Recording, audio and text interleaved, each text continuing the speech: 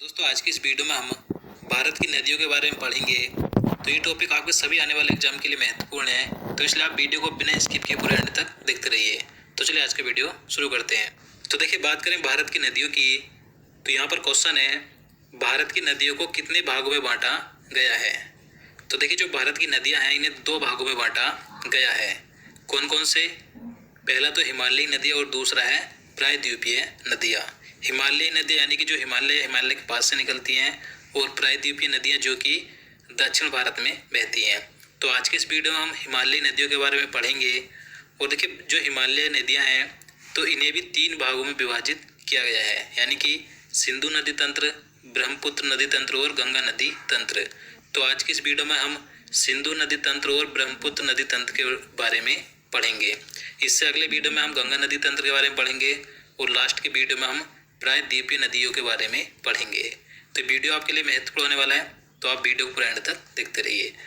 चलिए अब आगे देखते हैं। तो यहाँ पर क्वेश्चन है, सिंधु नदी कितने देशों में होकर बहती है। तो देखिए, जो सिंधु नदी है ये 3 देशों में होकर बहती है। कौन कौन से हैं? तो चीन, भारत और पाकिस्तान, इन 3 देशों में होकर बहती है सिंधु नदी। सिंधु नदी की कितनी प्रमुख सहायक नदियां हैं। तो देखिए, जो सिंधु नदी है इसकी प्रमुख 5 सहायक नदियां हैं। तो इसका आंसर ऑप्शन सी हो जाएगा। अब देखिए, इसकी 5 सहायक नदियां कौन कौन सी है, महत्वपूर्ण है। तो झेलम, चिनाब, रावी, ब्यास और सतलुज है। ये इसकी 5 प्रमुख सहायक नदियां, इन्हीं के बारे में हम इस वीडियो में पढ़ेंगे। और देखिए, ये जो 5 और सहायक नदियां हैं ये सिंधु नदी के बाएं तट पर आकर मिलती हैं। अब देखिए, मैं आपको मैप के जरिए बता देता हूँ जिससे कि आपको आसानी से समझ में आ सके। तो देखिए, ये जो सिंधु नदी तंत्र है, तो सिंधु नदी तंत्र की प्रमुख नदी कौन सी है? तो सिंधु नदी है। और इस सिंधु नदी की 5 प्रमुख सहायक नदियां हैं, झेलम, चिनाब, रावी, ब्यास और सतलुज। अब देखिए, ये जो सिंधु नदी है ये चीन के तिब्बत के मानसरोवर झील से निकलती है और यहाँ से होकर ये लद्दाख होते हुए पाकिस्तान में जाती है और वहाँ से ही अरब सागर में जाकर गिर जाती है। और यहाँ पर जो सबसे नीचे है सतलुज नदी, ये भी चीन के तिब्बत के मानसरोवर झील के पास राक्षस ताल से निकलती है। और देखिए, यहाँ पर आपको क्रम याद रखना है कि सबसे ऊपर सिंधु नदी है, उसके बाद झेलम नदी, फिर चिनाब नदी, फिर रावी, फिर ब्यास और लास्ट में है सतलुज नदी। अब देखिए, मैं आपको बता दूं, जो झेलम नदी है ये जम्मू कश्मीर में बैरीनाग या शेषनाग झील से निकलती है और चिनाब नदी में जाकर मिल जाती है। और ये जो चिनाब नदी है ये हिमाचल प्रदेश में बारालाचा दर्रे से निकलती है और पाकिस्तान में सिंधु नदी से मिल जाती है। और ये जो रावी नदी है ये भी हिमाचल प्रदेश में रोहतांग दर्रे से निकलती है और चिनाब नदी में जाकर मिल जाती है। और ब्यास नदी ये भी हिमाचल प्रदेश में रोहतांग दर्रे से निकलती है और सतलुज नदी में मिल जाती है। अब देखिए, मैं आपको बता दूं, जो चिनाब नदी है इस सिंधु नदी की सबसे बड़ी सहायक नदी है, तो याद रखना है। और देखिए, ये जो सिंधु नदी और सतलुज नदी है तो ये दोनों नदी 3 देशों में बहती हैं, चीन, भारत और पाकिस्तान। जबकि जो झेलम, चिनाब और रावी है तो ये तीनों नदी 2 देशों में बहती हैं, भारत और पाकिस्तान में। एकमात्र नदी है ब्यास नदी जो कि सिर्फ भारत में बहती है। तो सिंधु नदी तंत्र की एकमात्र नदी कौन सी है जो भारत में बहती है? तो ब्यास नदी है, तो याद रखना है। चलिए अब आगे देखते हैं, सिंधु नदी का उद्गम स्थल कहाँ से हुआ है। तो मैंने आपको बता दिया है कि सिंधु नदी कहाँ से निकलती है, तो ये तिब्बत के मानसरोवर झील से निकलती है। देखिए, सिंधु नदी चीन के तिब्बत में मानसरोवर झील से निकलकर भारत के लद्दाख में प्रवेश करती है और वहाँ से पाकिस्तान होते हुए अरब सागर में गिर जाती है। तो देखिए, सिंधु नदी का उद्गम स्थल क्या है? तो तिब्बत का मानसरोवर झील है। और इसका मुहाना क्या है, यानी कि जहाँ पर ये जाकर गिरती है तो अरब सागर में जाकर गिर जाती है। देखिए, सिंधु नदी तंत्र में 2 नदियाँ भारत के बाहर तिब्बत के मानसरोवर झील से निकलती है। मैंने आपको बताया था कि 2 नदियाँ हैं, सिंधु नदी और सतलुज नदी, जो कि भारत के बाहर निकलती हैं तिब्बत के मानसरोवर झील से। आगे बात करें, सिंधु नदी की सबसे बड़ी सहायक नदी कौन सी है। तो सिंधु नदी की सबसे बड़ी सहायक नदी है चिनाब नदी, तो इसका आंसर ऑप्शन बी हो जाएगा, याद रखना है। और देखिए, ये जो चिनाब नदी है इनके बस सभी के बारे में आपको दोबारा से फिर से बता दूं, चिनाब नदी का उद्गम स्थल हिमाचल प्रदेश में बारालाचा दर्रे से होता है। और इसका मुहाना क्या, यानी कि किस नदी में जाकर मिलती है? तो सिंधु नदी में जाकर मिलती है। और देखिए, हिमाचल प्रदेश में चिनाब नदी को चंद्रभागा के नाम से भी जाना जाता है।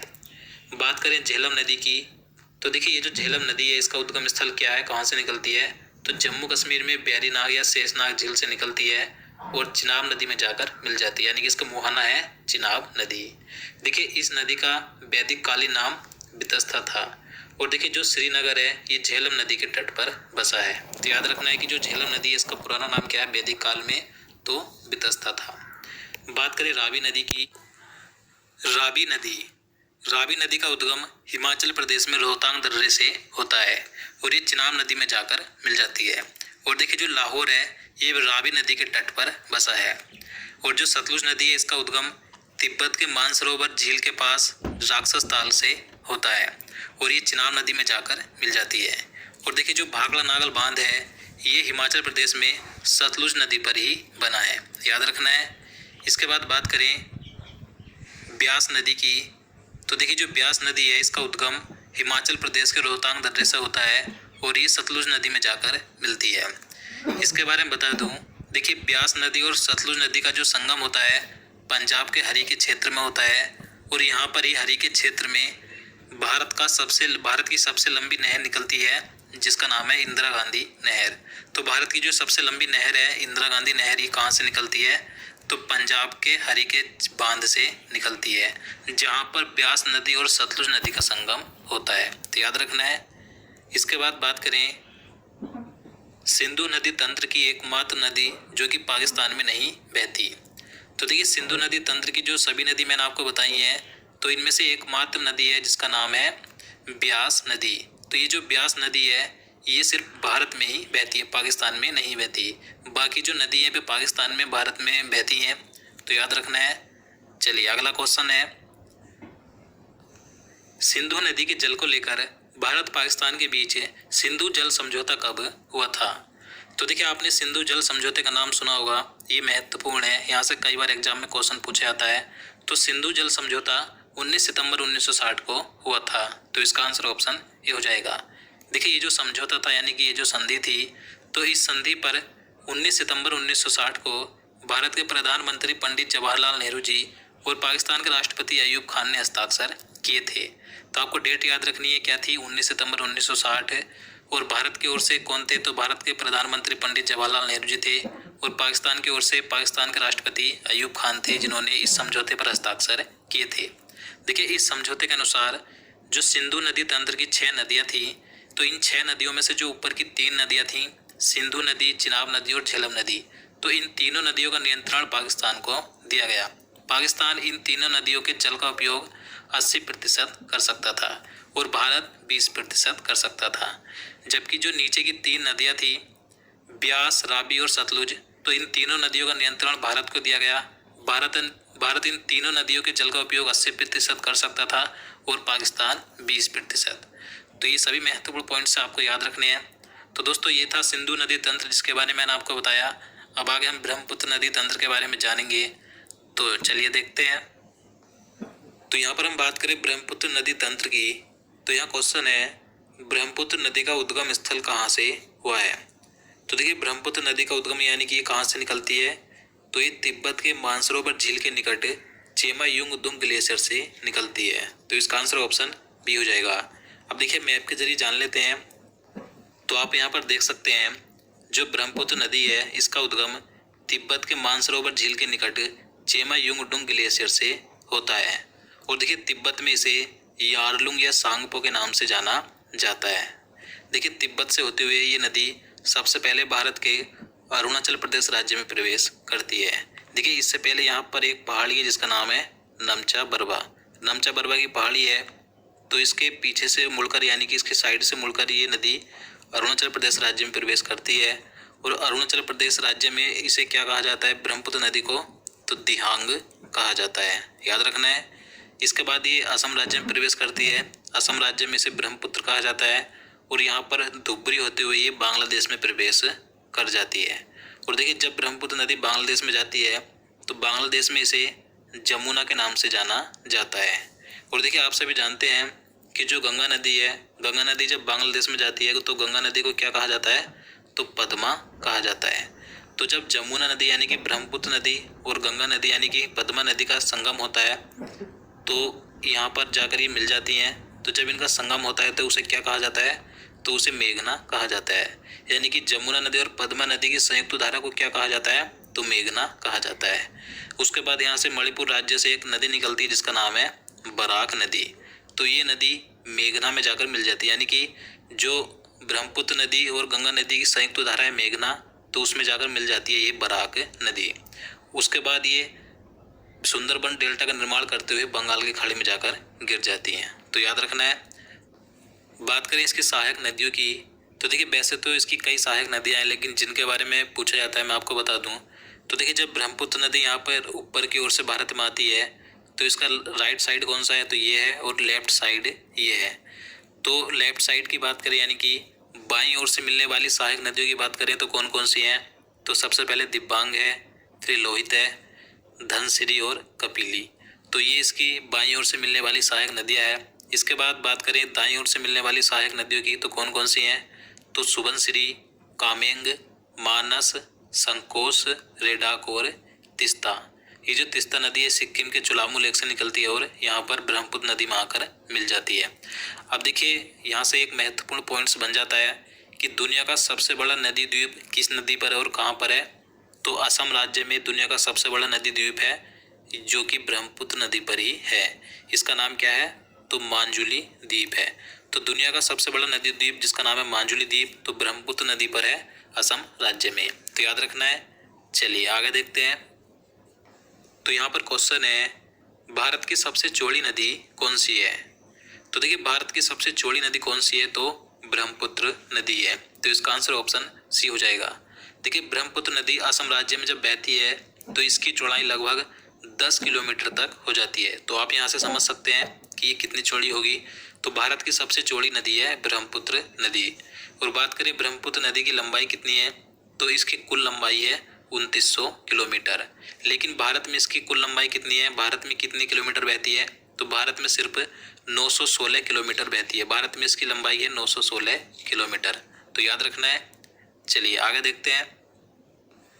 ब्रह्मपुत्र नदी को अरुणाचल प्रदेश में किस नाम से जाना जाता है। तो देखिए मैंने आपको पहले बता दिया है कि ब्रह्मपुत्र नदी को अरुणाचल प्रदेश में क्या कहा जाता है, तो देहांग कहा जाता है। तो इसका आंसर ऑप्शन सी हो जाएगा। एक बार फिर से बता दूं, तिब्बत में इसे यरलुंग तुसांगपो या सांगपो के नाम से जाना जाता है। अरुणाचल प्रदेश में इसे देहांग कहा जाता है। असम राज्य में इसे ब्रह्मपुत्र कहा जाता है और बांग्लादेश में इसे जमुना कहा जाता है। तो ये सभी नाम महत्वपूर्ण है, सभी याद रखने हैं। चलिए आगे देखते हैं। दिबांग नदी किसके सहायक नदी है। तो देखिए दिबांग किसकी सहायक नदी है, तो ब्रह्मपुत्र की। तो इसका आंसर ऑप्शन बी हो जाएगा। देखिए ब्रह्मपुत्र की सहायक नदियों की बात करें तो बाईं ओर से मिलने वाली सहायक नदियाँ कौन कौन सी हैं, तो दिबांग नदी, लोहित नदी, धनसिरी नदी और कपिली नदी। ये इसके बाईं ओर से आकर ब्रह्मपुत्र नदी में मिलती हैं। इसके बाद बात करें दाईं ओर से मिलने वाली सहायक नदियों की कौन कौन सी हैं, संकोश नदी, कामेंग नदी, मानस नदी, रेडक नदी, तिस्ता नदी और सुबनसिरी नदी। ये इसके दाईं ओर से मिलने वाली सहायक नदियां हैं। और देखिए आपको याद रखना है कि ब्रह्मपुत्र नदी के किनारे जो प्रमुख शहर है कौन कौन से हैं, तो डिब्रूगढ़, तेजपुर है और गुवाहाटी। ये इसके नदी के किनारे यानी ब्रह्मपुत्र नदी के किनारे बसे प्रमुख शहर हैं। चलिए आगे देखते हैं। असम राज्य में दुनिया का सबसे बड़ा नदी द्वीप मांजुली किस नदी पर है। तो देखिए दुनिया का सबसे बड़ा नदी पर बना द्वीप कौन सा है, तो मांजुली द्वीप है। किस नदी पर है, तो ये ब्रह्मपुत्र नदी पर है। तो इसका आंसर ऑप्शन बी हो जाएगा। और देखिए असम राज्य ने इसे मांजुली को जिला भी घोषित कर दिया। इतना बड़ा द्वीप है जिसे कि जिला घोषित कर दिया गया है। चलिए अगला क्वेश्चन देखते हैं। गंगा और ब्रह्मपुत्र की संयुक्त धारा को क्या कहा जाता है। तो इसका आंसर हो जाएगा ऑप्शन ए यानी कि मेघना। तो देखिए जो गंगा नदी है, जब गंगा नदी बांग्लादेश में जाती है तो इसे पद्मा कहा जाता है, और जब ब्रह्मपुत्र नदी बांग्लादेश में जाती है तो इसे जमुना कहा जाता है। तो जब इन दोनों नदियों का संगम होता है उसके बाद जो इनकी संयुक्त धारा है तो उसे कहा जाता है मेघना। तो याद रखना है कि गंगा और ब्रह्मपुत्र की संयुक्त धारा को मेघना कहा जाता है। उसके बाद ये दुनिया के सबसे बड़े सुंदरबन डेल्टा का निर्माण करते हुए बंगाल खाड़ी में जाकर गिर जाती है। तो याद रखना है। गंगा ब्रह्मपुत्र की संयुक्त धारा मेघना में समाहित होने वाली नदी कौन सी है। तो देखिए गंगा ब्रह्मपुत्र की संयुक्त धारा को मेघना कहा जाता है, लेकिन इस मेघना में समाहित होने वाली यानी कि मिलने वाली नदी कौन सी है, तो वो है बराक नदी। तो इसका आंसर ऑप्शन बी हो जाएगा। देखिए बराक नदी भारत के मणिपुर से निकलकर नागालैंड, मिजोरम व असम व बांग्लादेश में बहते हुए गंगा ब्रह्मपुत्र की संयुक्त धारा मेघना में समाहित हो जाती है। तो याद रखना है। तो दोस्तों आज के लिए इतना ही। आज की इस वीडियो में हमने पढ़ा सिंधु नदी तंत्र और ब्रह्मपुत्र नदी तंत्र। इससे अगले वीडियो में हम गंगा नदी तंत्र के बारे में पढ़ेंगे। तो अगर आपको वीडियो आपके लिए हेल्पफुल लगा हो, आपको पसंद आया हो, तो प्लीज़ वीडियो को लाइक ज़रूर करें और स्टडी ग्रुप में भी शेयर करें और चैनल को भी ज़रूर सब्सक्राइब कर लें। तो चलिए मिलते हैं नेक्स्ट वीडियो में।